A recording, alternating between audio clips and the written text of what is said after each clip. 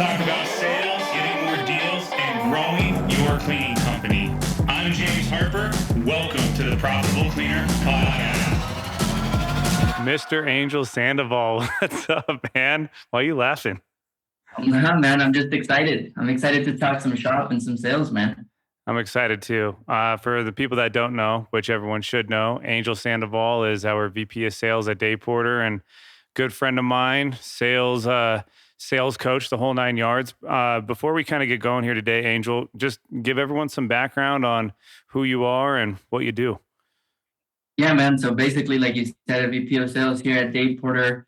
My job is simple. I just like to make sales fun, right? Where I come from, I'm from Mexico, moved over there to the US, and man, been living the American dream since, man. And sales has given it to me. So I'm excited. And I would say that, me and sales are definitely married. So I love it.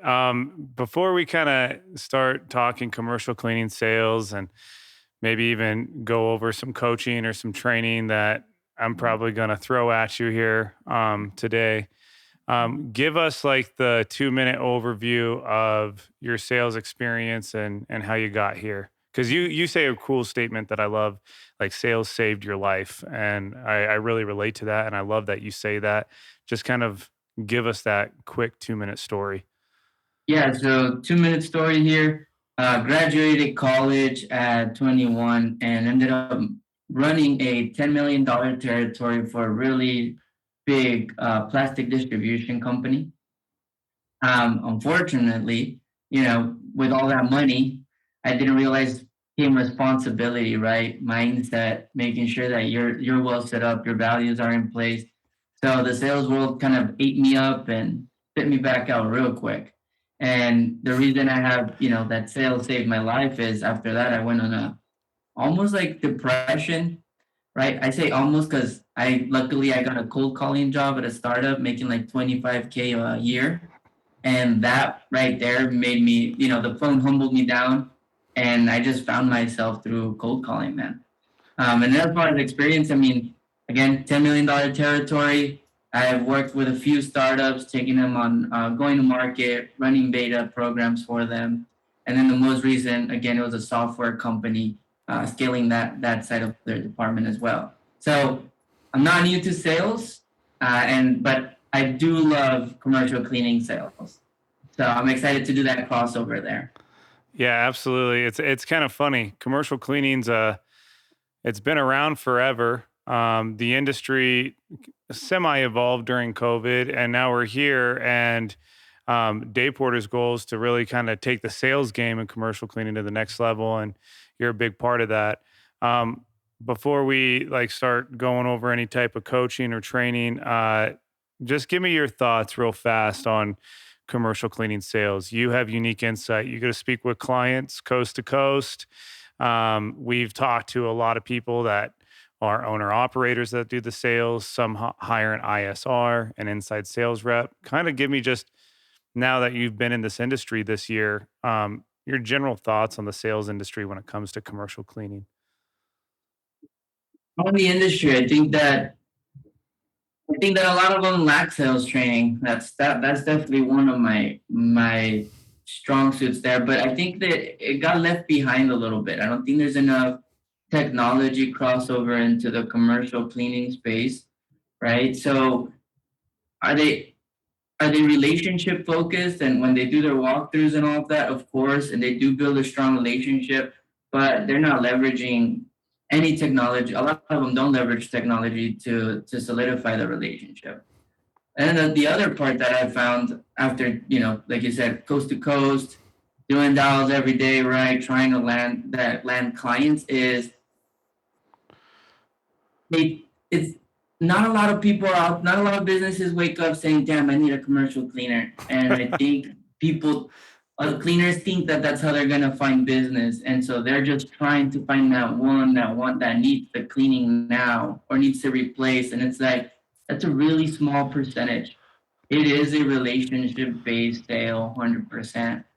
To give someone your key to come and clean your office on the night and trust that they're not going to take anything and that they're going to represent you well.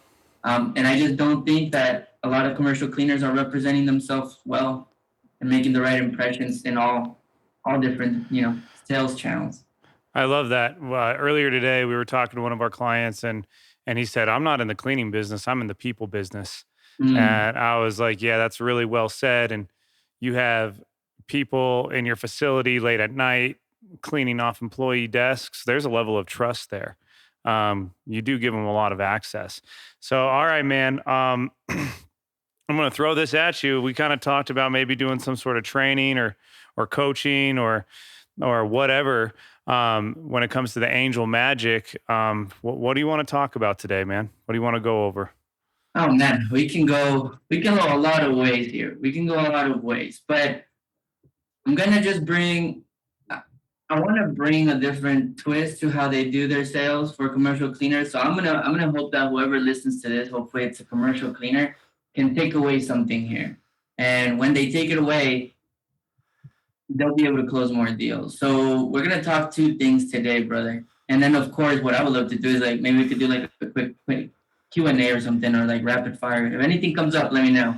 Sure. But basically, we're gonna talk two things that are not talked about. One is frameworks, right? So how we look at a picture, right? If you think of like the picture that I have right there, that is a square frame or a rectangle frame, right? So I'm going to talk about some frameworks, how they should see the picture, how they should see the walkthrough, how they should prospect, what should they be expecting from every client that they talk to. That's one. And then the second thing that we're going to talk about that is not talked about is the buyer funnel. So we're actually going to talk about a sales funnel from prospect to buyer. Everybody thinks everybody's a prospect and everybody's a buyer, but that's not how it works. So I'm gonna give them the kind of like a little secret sauce on it so that they can see in what part of the funnels is their current pipeline at. I love it. I love it. So explain exactly what you mean by a framework here, a sales framework. Yeah, so a framework is pretty much how you see things. That's it. So when a commercial clean, we're gonna stick with commercial cleaners, of course. When a commercial cleaner shows up to a walkthrough, what lens are they seeing their prospect through? Are they there to impress the prospect, which is what a lot of them try to do, like try to drop off a bunch of flyers and do a bunch of things? Is that the lens that they're looking at it? Are they looking at it like, I don't need you, you don't need me, right? There's different types of frameworks. But at the point that someone says, come over for a walkthrough, I need a quote, let's talk, I'm going to give them, and it's actually right here, I'm going to give them 4 little frameworks that I guarantee you, if you truly, truly, truly implement what I'm about to teach you and learn it, absorb it, it's going to make a difference. But these frameworks, James, they're not like, this is how you do a walkthrough. These are the questions you ask. No, this is going to be how you approach the walkthrough. It's all about mindset here. Is Sure. that cool with you? Absolutely. Let's go for it, bro. Cool, man. So here we go. And of course, if you learn anything here, man, you can ask questions. At the end of the day, let's be selfish a little bit, right? So here's the first one. The first framework is when a client already agrees to a walkthrough, they're in their mind, this is what's happening. There's something going on in the business that they don't like. I know it sounds super simple, but that's why you're not there to impress them. You're there to figure out what is going on in their head that they don't like. That's what triggered them to agree to a walkthrough from a random phone call or an inbound lead that they went on a website and put it in. They already said there's something going on that they don't like. That's the first thing. For example, they just had a bad cleaning experience with their current janitorial.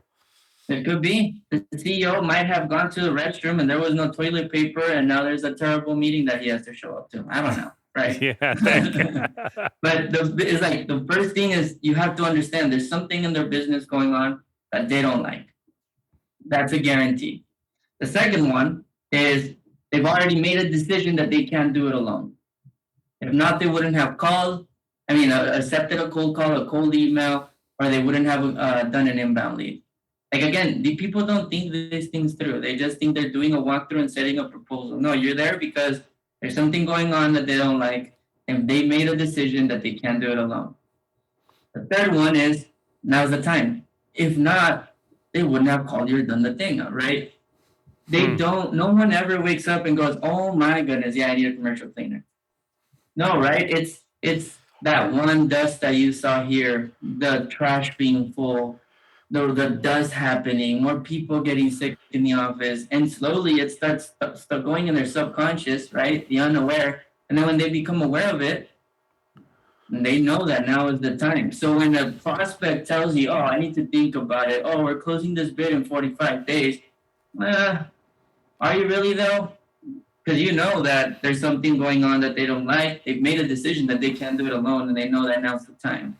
So if you know those three frameworks right away, you have to be able to stand your ground as a commercial cleaner to try to bring the deal closer to you.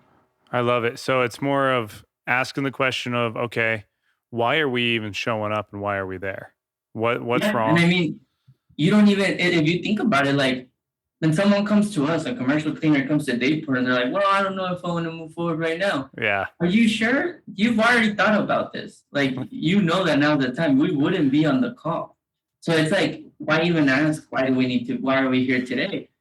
Imagine, and I'll share this fourth framework real quick so you can see how they like trickle in together. And the fourth one is they trust you to fix the problem. Love it. I think that's a great 4-step framework So right if there. anybody, James, like let's say they say like, oh, I need to think about it, I'm not sure. Literally, your objection handles are these four frameworks. Like someone says, I don't know, let me think about it, see my options, or give me a call back in 3 weeks. You go and you literally go, hey man, let's be honest, right? We both know there's something going on here with you know, like we literally saw that that's made a decision, you can't do it alone. This is why I'm here. We both know now's the time because we can't risk you not having a good impression here for your customers. And you do trust someone to fix the problem. And we both know that that someone's gonna be me. You drop that on a line, eye contact with your prospect, you will earn the business right there and then. Exactly. Or you'll at least get an answer, and that's the point, right? Don't be left 100%. directionless. 100%. And there's a bonus one which broke mindsets are super important, right? So be careful as a prospect, assuming that your prospect has no money. Here's the rule: if they're on the phone with you or they're on the walkthrough, they're not broke. Hmm. Always remember, because what are broke people doing? They're probably fucking working. Sorry for my cussing. They're probably working, and they cannot afford to be looking for a commercial cleaner and even thinking about budging it in. So don't fool yourself on thinking they don't have money. I love it. I think that's great. Okay, so we've outlined the framework here. But if you have no frame, you have no deal. Always remember that. No So frame, make no sure deal. you're putting your prospect in a nice little framework, in a nice little box, and the deal will be there for you. I think that would have to give, any cleaner some confidence because you have context of, what your objective is when you're in that walkthrough, putting yourself in that prospect's shoes, trying to hear it from their perspective, and then realizing like, hey, we're here. And since we're here, we have a shot to win this business. And since you're there, they literally there's something going on they don't like. Those frameworks, like so if the prospect tells you like, no, we're just trying, we're seeing what's up. There's not really a lot to do here. No, you know that that's not true. That's why these frameworks not really for your prospect. They're for you to understand they need you. And your goal is to earn the trust and put it on a silver platter so you can go, cool, you need me. I value your business. Let's do something together. Let's not run away from this. And I think what I've noticed the more I talk to commercial cleaners is there's either the cleaner that says, oh, every prospect's cheap, no one values cleaning. Then there's the prospect that's like, I'm not going to follow up. It's up to them. And then there's the let's be smart about this, which is use those frames and understand that you're here to do business, earn the business, be straightforward with your client. You know they need you. You know you value their business and you need them too. So let's make business together. Be a little more savvy on your sales. Yeah, exactly. Stop being Chuck in a truck. That's what like kind of my narrative being here. The industry post COVID has taken a more professional approach to and a higher emphasis on, hey, we need to keep our doors open, our staff safe, whatever the case may be. Oh shit, we actually need a cleaner. Well, if they're putting that type of emphasis on it, we can't be chucking a truck anymore. We can't be the $15 an hour Craigslist cleaner. It's got to have a different experience. So let's say we Yeah, have it's like carry yourself like a damn professional. My God, like have your LinkedIn picture looking good, build your personal brand, build your brand. Like people, if you walk in, you don't walk in your dirty shoes just because you're a cleaner. You walk in looking good because you're here to, like, imagine trying to sell somebody that you're clean their office and you show up not clean. Like, do people not understand? Like, I don't think, a lot of cleaners don't understand that that's the impression they're giving.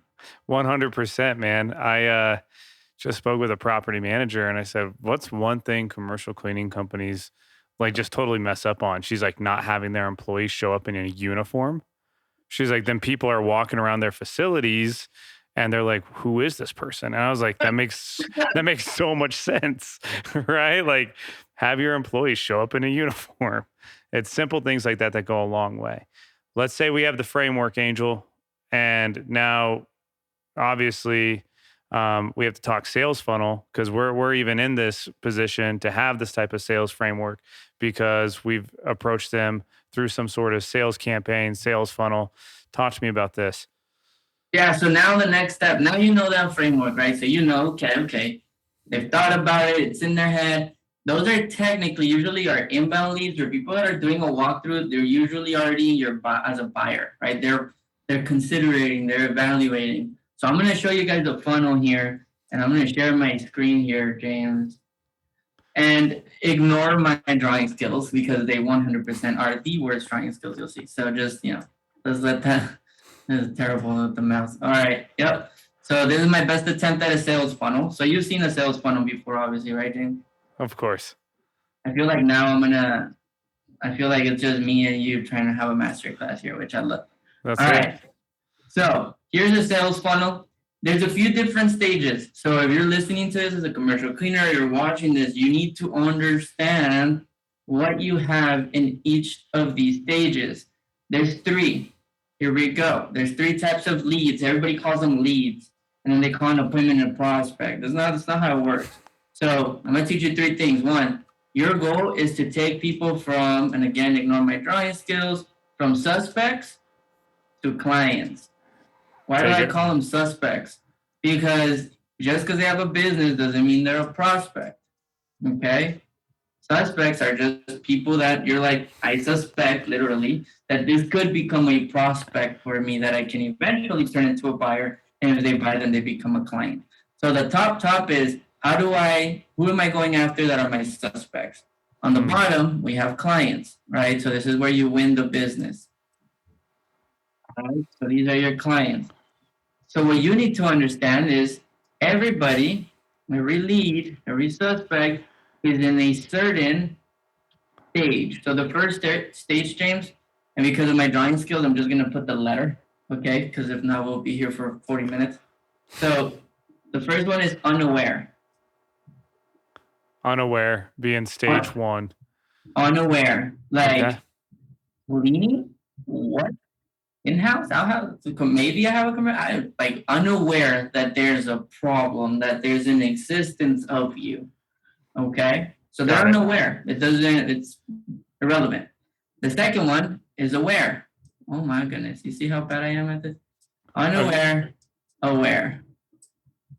Okay. Gosh. Yep. Interesting. Commercial cleaning goes into businesses. People hire commercial cleaners. Interesting, right?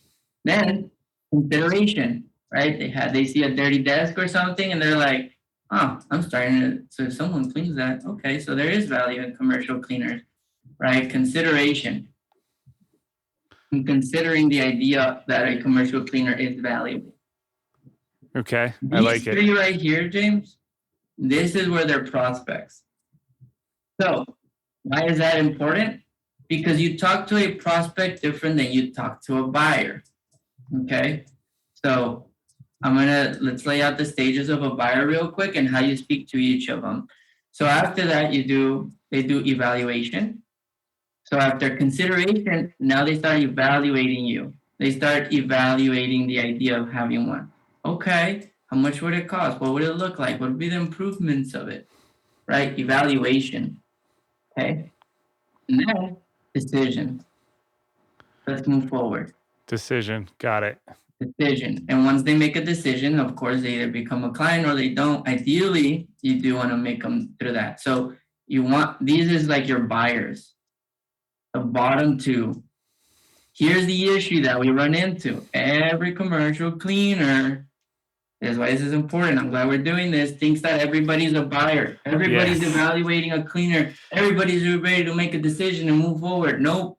Nope. So if you go there and you start talking return on investment and things like that, they don't care. They don't care because they're not in here. So how do you speak to each of them?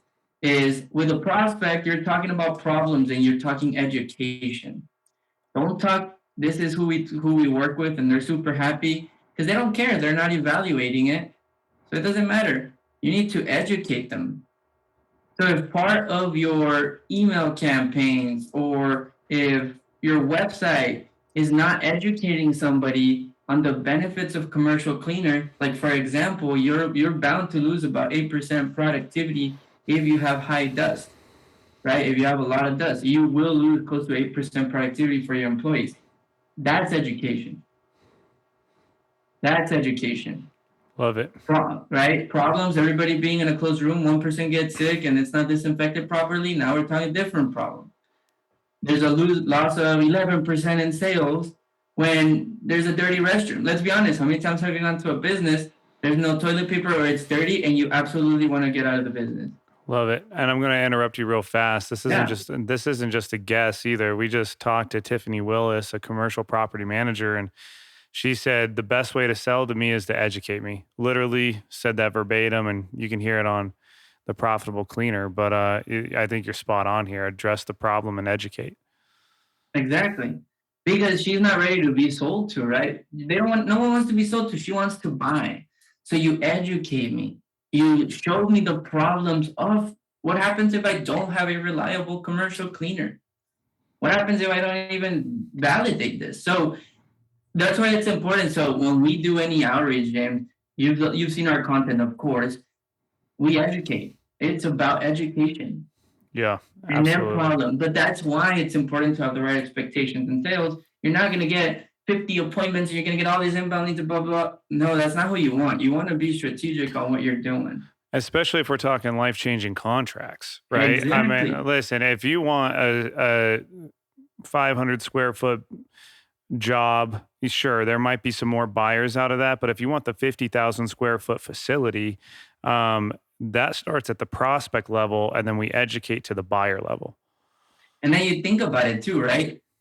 The people that just go for those small deals or they just want a price right now, get started right now, you almost want to be a little careful because you're like, wait, have they gone through this value ladder? Because as a client that I'm about to get, do they actually understand the problem? Are they actually educated and do they value commercial cleaners?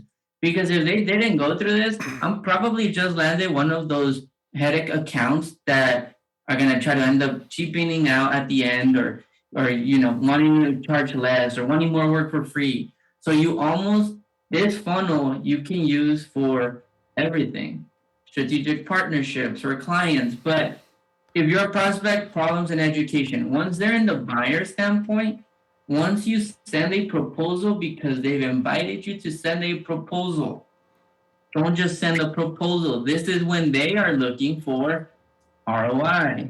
This is where they're looking for testimonials, case studies, social proof, right? This is where they actually care because now, guess what they're going to do? Even if you're the only commercial cleaner that has gone for the walkthrough, the first thing they're going to do because they're evaluating is call other commercial cleaners and evaluate. So if you think you're always the only one that's going to that, that's a lie too. So what can you do to stand out is you got to hit on the points that they like, which is here's the price. But by the way, here's the return on investment that you can expect. Here's a social proof of a testimonial, and here's someone that's 12 miles away from you. If you want to stop by and check out their location, I don't know why commercial cleaners don't do that. You understand? You literally have like a almost like a showroom, right? Yeah. So like you could literally go and be like, hey, here's 2 addresses. Stop by, and you'll be able to see my work. I And love literally, that. they go in there, they see a clean office, a happy environment, stop by from the outside. That's a different story, right? But the point is, this is why it's important to understand the business. If I'm What selling to a dealership, what's the return on investment? The cleaner the place, the more they use the restroom, the more they come to the events, the cleaner it is, the more they can sell 2 or 3 more cars a month. You sell 2 or 3 more cars a month, this commercial cleaner paid itself. So you're not getting the commercial cleaner just to keep clean. You're paying the commercial cleaner so that your salespeople get excited to work for this dealership. That I makes sense? love that. Absolutely, it does. And something that I just learned again, just from speaking to property and facility managers, is during I guess you'd put this in the evaluation place. Like they said, hey, during the walkthrough, what I love is if a cleaner takes a picture of a facility or something within the building and like, puts that in the scope of services. Just like one simple picture and literally like this is what I can do right here, right now. And you're relating it not just giving the social proof of other businesses in the area you work with, you're literally giving them a plan, education on their facility. And I was like, oh, that's really helpful. Why doesn't every cleaner take a picture of that common area and be like, this is how we would attack it? It, and this is going back to the first question you ever asked, is the more I learn about the commercial cleaners, the more they need to bring, you're running a business here. What do you bring a book of business with you? Do you bring like the before and afters? Like what are you doing to put your best foot forward? Here's the issue. Most of them, you go on their LinkedIn, they don't even have a picture. They don't even have any activity. You go on their Instagram and Facebook, there's nothing. So therefore their SEO goes down. You go to their websites and it's like, right? If they can't, it's so funny. I was talking to someone actually literally today, and I was like, dude, I appreciate that your social media is clean. Ha ha ha. If you're a commercial cleaner and you can't keep your social media clean, like, how can I trust you with something physical, something that's actually dirty? You can't even keep a digital presence. Like, come on now.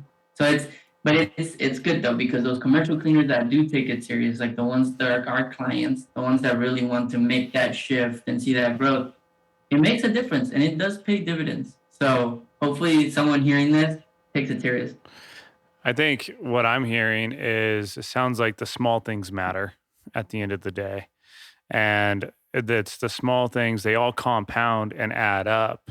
Again, are we chucking the truck or no? Are we the company that's right for that multi-location facility? And if you want a life-changing contract and Day Porter Premium Partners, our goal is life-changing contracts. Anyone can go out there, cold call, pound the pavement, and get 1,000 square foot building to work with you. That's just the truth. That's the cold hard facts. But to get like a facility director that has to get in procurement involved to accept that proposal, that's that's a different level of sale. But yeah, which then we can go into the conversation of like, what is in your proposal? How do you send proposals? How do you track your prospects? How do you, it's a different conversation. But basically, I think anybody listening to this, you need, again, a sale is gonna take 7 to 15 touches to make. Yes, I'm Yes. gonna break somebody's heart. No, it's not on the first walkthrough. No, it's not on the first follow-up. It will take 7 to 15. Now, how do you create those 7 to 15? Well, that's up to you. A LinkedIn view, that will be one that will influence. An email, point two. Call, point three. Walkthrough, point four. Summary is interesting. Like most people do the walkthrough and then they just send the proposal and then they wait. Proposal, separate email, thanking them for their time, a summary of what they've learned and what they would do next steps and take it forward.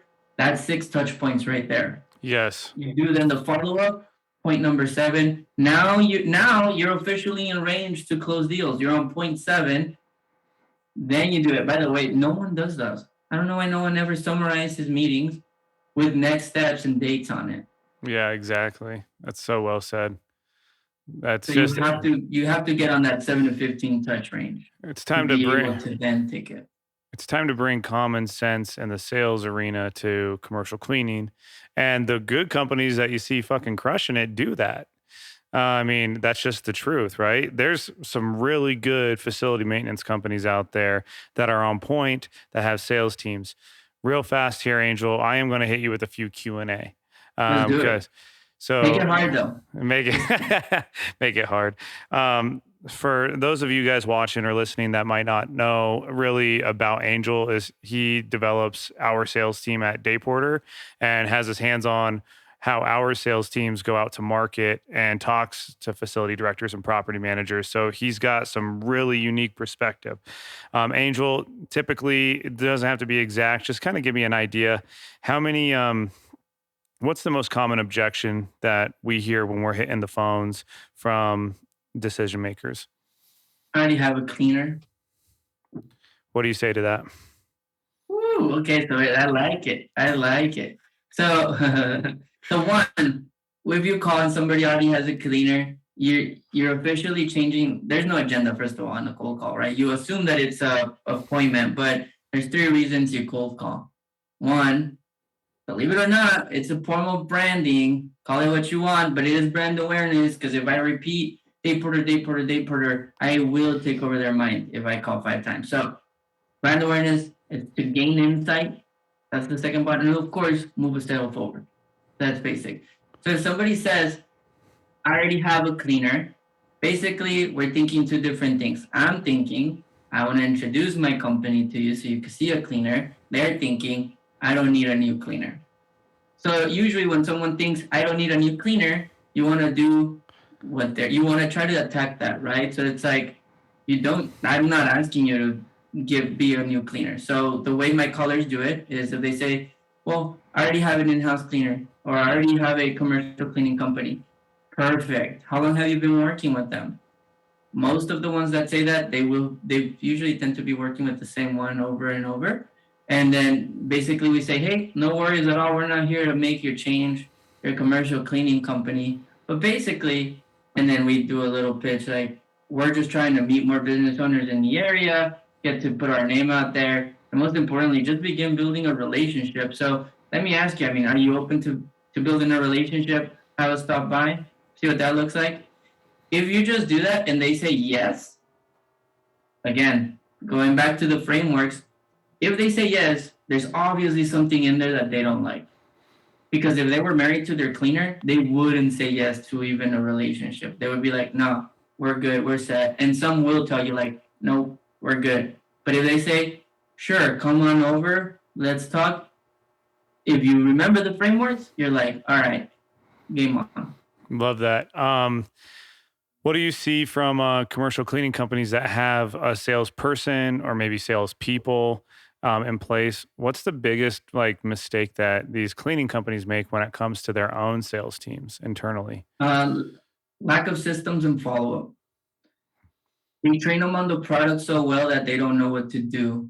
And if you're so good at like, you can only be so good at pitching your product. Yeah. Right. So I don't think most of them, none of them do social selling, which again, to me, it's like, what? I come from the software space. I'm like, you have to social sell. That's how you get the big deals. But they don't give them the right tools and the right systems to do so. And then secondly is they're kind of like a salesperson / operations a lot of the times. Therefore, they can't actually like focus on it. So like they'll hit up 100 businesses and then that's about it. Right. But it's like, hey, that business can change in 3 months, in a year, in 2 weeks. It's about constant follow-up and relationship building that they don't teach enough there. Okay. I think that's for example, have you ever seen a commercial cleaner in a networking event? No. No, dude, No. no chambers of commerce, no networking. They're only an IFMA, right? And then that's it. Maybe. That's a maybe. That's a big maybe. Yeah, for sure. I think that's it. And again, this is just going to the point we heard on earlier episodes that one of the best ways to get in front of property managers, and a property manager is different than a facility director, is get me in some sort of trade show, networking event, educational environment. To me, it seems common sense because I come from the tech world. Like in the tech world, you better social sell, you better network. And I'm just a natural connector networker. I'll network with anybody, with anything at any point.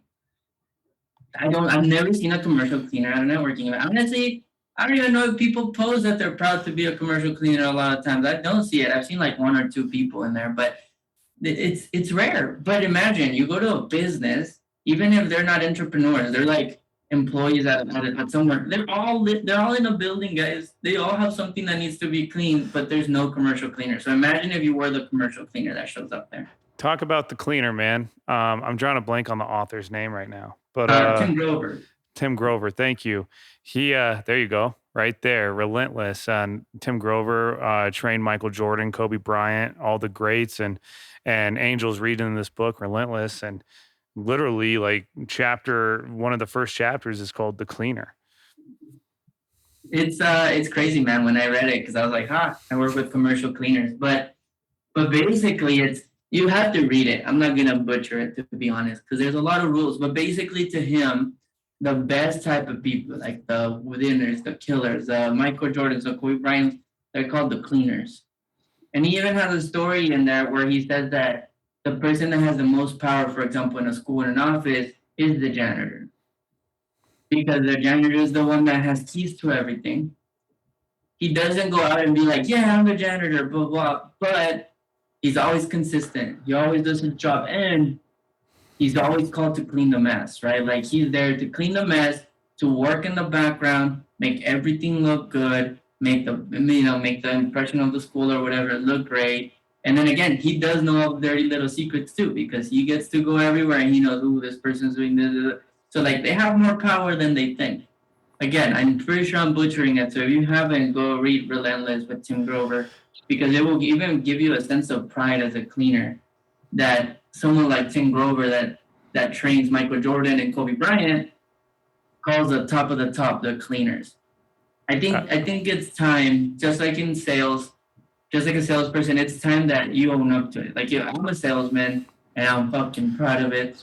Yeah. I gotta work on the don't apologize. But it comes to a point where if you're not gonna put your best foot forward and say, yes, this is who I am, let's go, you're gonna not open up as many doors and opportunities. So if you're a cleaner listening to this and you still hide out a little bit, no, go say that you're the cleaner. Love it. I love that. All right, so we're gonna end this on a few fun things here. First off, black box or white box? Pick one. All right, let's go. Did you say white box or?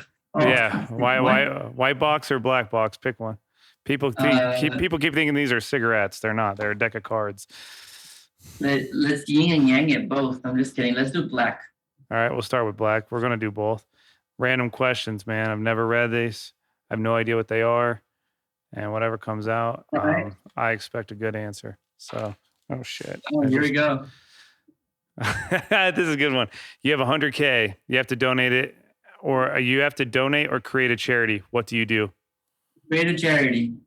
Nice. What would you create? I already own the domain ilovesales.org. I would create a charity. My vision is to create a mix of a rehab center and a call center put into one, where we develop people but help them make money at the same time. So I would definitely begin the process of creating that charity. I love that. One of Angel and I's like first principles that we really connected on is that like we just agree that the sales community should be given back to the community more. And sales opens the door for anyone from anywhere, any type of background, and we need to acknowledge that. And we need to, even ourselves at Dayporter, we need to capitalize on that and help people out more. This is so perfect. This is so perfect. That's from the white box. Debunk myths in your industry. Debunk myths in your industry? Woo.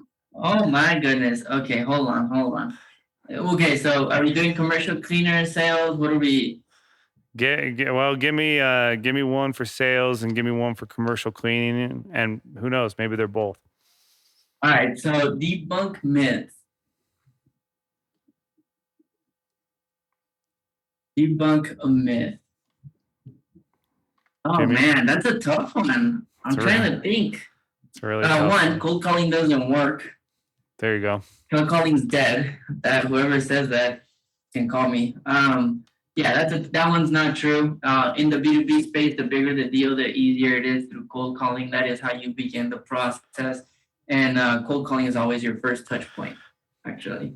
So big companies still use that as their first touch point, and technology just makes it easier. So if you're only saying that you're gonna grow your commercial cleaner without cold calling, you better figure it out, buddy, because you're in for a rough one. You're in for a rough one. That's one with cold calling is dead. Another one is, let's see, one that I guess this one, I don't even know it's a myth. I would love to look up a myth here, but that people are cheap. That's a I good one, think, man. I think that, people don't have money. People don't want to spend the money. You're just terrible at sales. You're not getting them to want to spend it. If you're showing up there and you don't give them that high end brand, or you're not helping them look like, oh shoot, like this is for real, right? People have money.